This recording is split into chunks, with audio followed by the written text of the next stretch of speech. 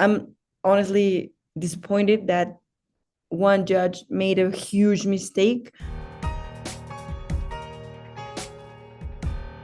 What up, everyone? Shakiel Mahjouri here for CBS Sports, and you know who this is. She is the reigning, undisputed UFC Women's Flyweight Champion. And from debuting on The Ultimate Fighter finale to coaching season 32, premiering June 4th, Alexa Grasso, in a very good mood today, just laughing her head off the whole time we're getting started. How are you? I'm great. I'm happy, thankful for this big opportunity. I love challenges, and this was big, so it's huge for me. This great thing. I love it. Why are you so excited about doing The Ultimate Fighter? Like, how much does this show kind of mean to you? Like honestly, since I joined in the UFC, I had like a few goals, a few dreams. Like first was being a poster, just me, uh, to be the champion, and of course, there's another dream to be a tough coach. So it's happening right now. I know how important it's for each one of the athletes that will compete. So I give you my word that I'm committed to give my best for them to win. I love it. Some seasons of The Ultimate Fighter, there's a lot of tension between the coaches. Some season, everyone's very respectful. I find like you and Valentina are both very nice people, but you both have competitive edges. You have a rivalry going. What sort of like energy are you expecting that you're going to get from her when filming starts? Well, obviously, talking about that, it's interesting. It's challenging also for me because we are kind of similar personalities. We're like professional. We're kind of quiet, but we are both super competitive, super competitive. So I think this will be the special ingredient, the key, because we both want that our team win, and to have our team, to be the one who gets the hand raise at the end. I remember an interview you and I did before the first Valentina fight, and you were so, you know, when we kind of talked about like, why do you think you can win this? You were like, I will not discredit Valentina. She is one of the greatest of all time for a reason. I just have self-belief. And that was actualized. And I know you had a lot of confidence going into the second fight. With the first fight being a submission finish for you, and the second fight ending in a draw, how would you sort of describe your confidence level going into the third fight comparing to where you were at going into the second fight? Well, it's huge. Every single fight I am evolving, I am better. And, facing someone as her with such experience, with such background of Muay Thai and all that things that she achieved is huge for me. This was one of the main reasons that I was excited to test myself on striking with someone with such experience. So I know where I am right now. And I've learned so much from these last two fights, and every time we fight, it's a war, as you've seen. So third fight, I give everything to finish the fight. I know she thinks that she deserved to win the second fight. Were you understanding of the draw? Did you think it was clearly a win for you? How would you sort of analyze it? I mean, I completely know that it was a close fight, but I definitely think I won the fight because I was a few times closer to finish her. My punches were, every time we did a jab, it was different, power in every single jab.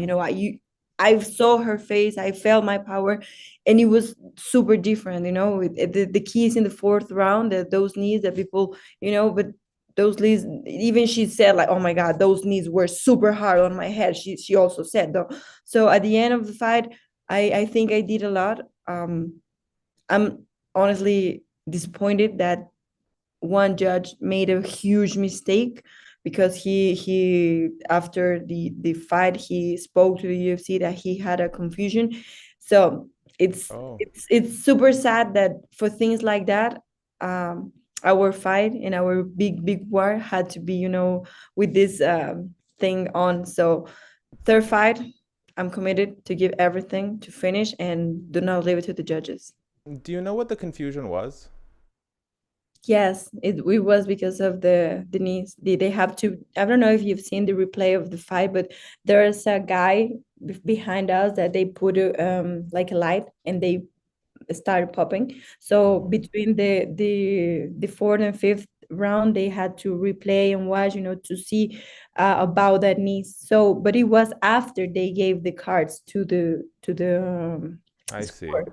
So yeah. So one of the judges, the one that scored against you, couldn't see the knees because of the flashing lights, No, or no, no. It oh, no, sorry. no, no, no. Because they didn't know if those were legal. Oh, I see. I That see. I was the got you. mistake. That was a mistake. So maybe, so it was after the replay. He saw those were legal, and he wanted to how do you say, to dismiss that. Change the score, or Yeah. yeah, but So you can't because it's already in. I know, but it's It it's happens. sad that things happen, but it is what it is. Don't leave it to the judges. So Totally. Well, and I mean, we saw with Cedric Doumbe recently, he had like a splinter in his toe, and they stopped the fight because he couldn't get the wood out from his foot. So crazy things happen sometimes.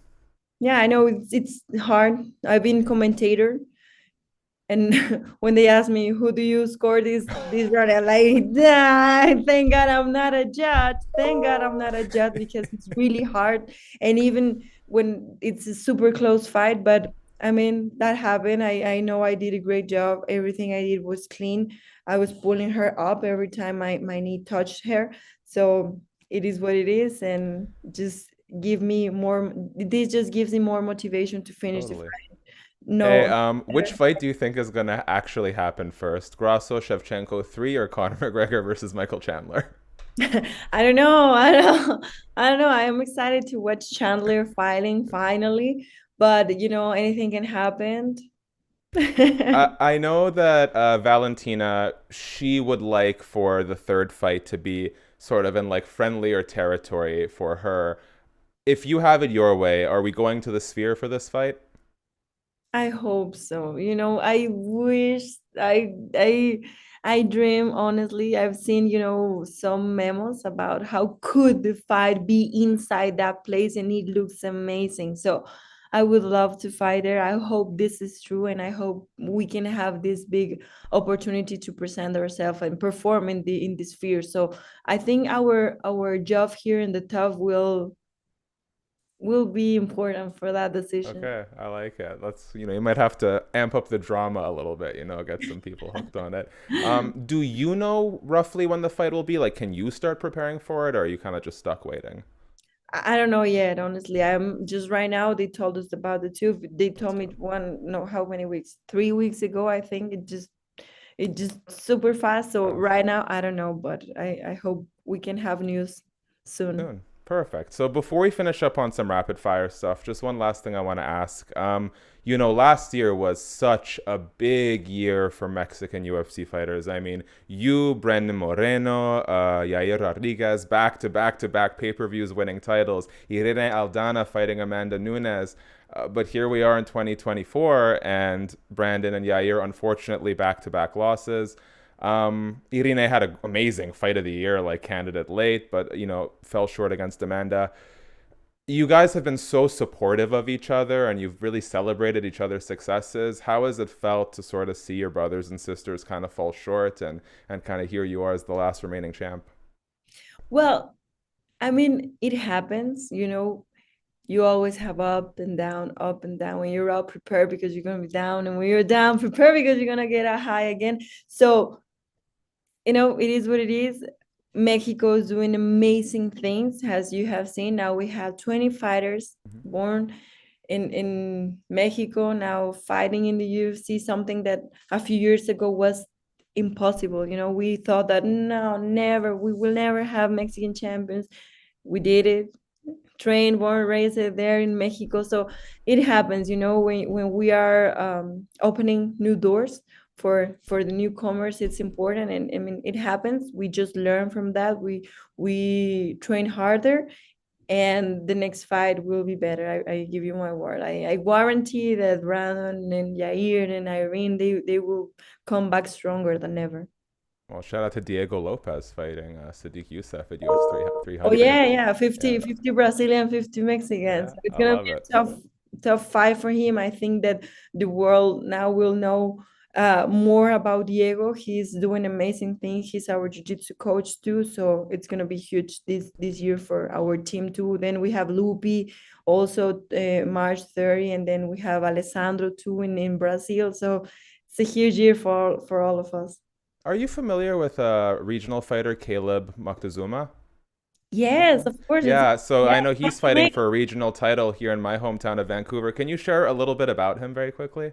yeah, Caleb is an amazing athlete. I've seen him evolving. I've seen him training, doing everything he requires to be in the place he is right now. I know great things are coming from for him, and it's huge. Can't wait to have more athletes from my team here in the UFC.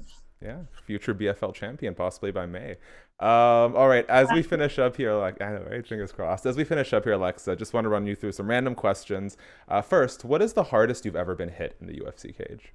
The hardest. I think against Randa Marcos.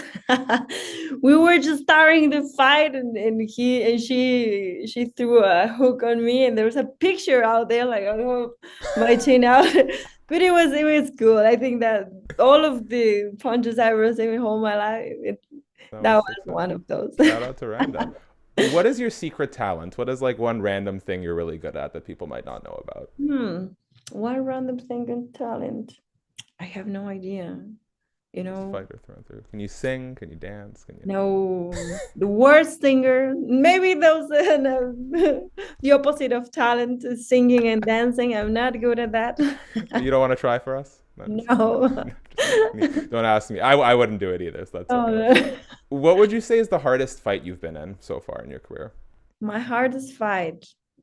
Like talking about fighting Yeah, just like live. had to pull out a lot of toughness, a lot of heart, a lot of determination to get through it, sort of thing.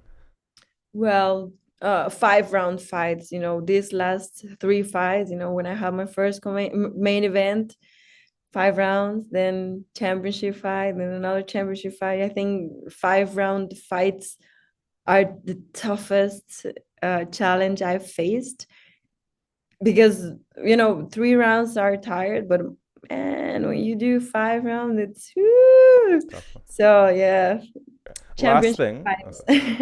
when you're traveling and you're getting a little homesick, if someone could send you like a care package of your favorite Mexican snacks, meals, and drink, what would it be? So snack, lunch, and beverage. Chilaquiles, Yes. agua de horchata, and my dog and my Chihuahua Broly. Oh. Well, shout out to my friend Marian. She promised me that she would make me her grandmother's chilaquiles, but she still hasn't done it. So, Marian, I'm looking at you. It's overdue. Alexa, I want to leave you with the last word. I'll do my part very quickly. Guys, thanks so much for watching the video. Please subscribe, tap the bell, thumbs up, all that good stuff. Give us your official prediction for Grasso versus Shevchenko 3, whenever it happens, hopefully at the Sphere, as well as which coach you think will lead their team to the Ultimate Fighter finale. Alexa, if there's anything you want to tell people ahead of the June 4th premiere, the floor is yours. Don't miss this 32 season. It will be amazing. We will both do anything. It's on our hands to win this tournament, and Team Grasso all the way. Thank you.